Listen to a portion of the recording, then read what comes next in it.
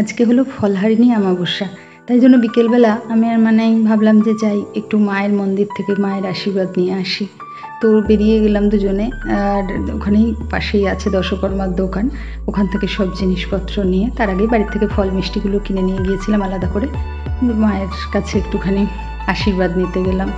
তো মন্দিরে গেলে মনটাও ভীষণ শান্ত হয়, আর আজকে দিনটা ভালো বলে অনেক মানুষই এসেছেন, সবাই পুজো দিচ্ছেন।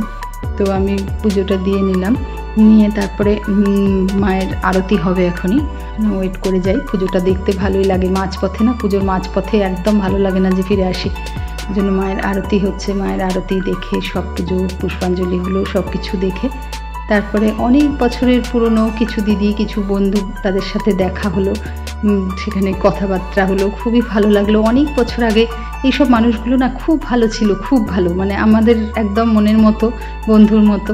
তো যোগাযোগ যা হয় সবাই ব্যস্ত বলে যোগাযোগটা থাকে না।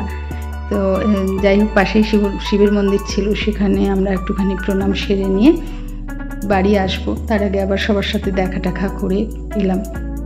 আর এদিকে মানাই ওর ভাইকে ওষুধ খাওয়ানোর জন্য কত সাধ্য সাধনা করে আদর করে চেষ্টা করে যাচ্ছে ওষুধটা যাতে আগে খাইয়ে দিতে পারে, কারণ এখন বড় হচ্ছে তো একটু দুষ্টু হয়ে যাচ্ছে, ওষুধ খেতে চায় না।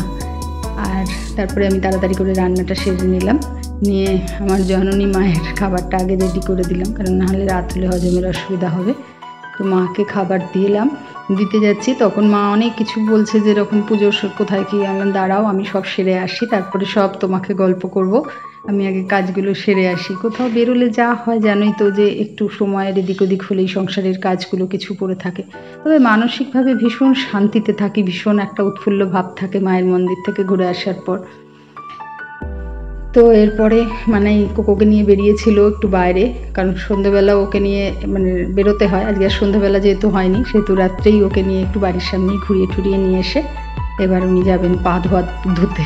এটা ওরও অভ্যেস হয়ে গেছে যে যেহেতু রাস্তায় ঘোরে, সেহেতু এসে পা ধুয়ে নিয়ে আগে তারপরে ওকে ঘরে নিয়ে যাওয়া হয়।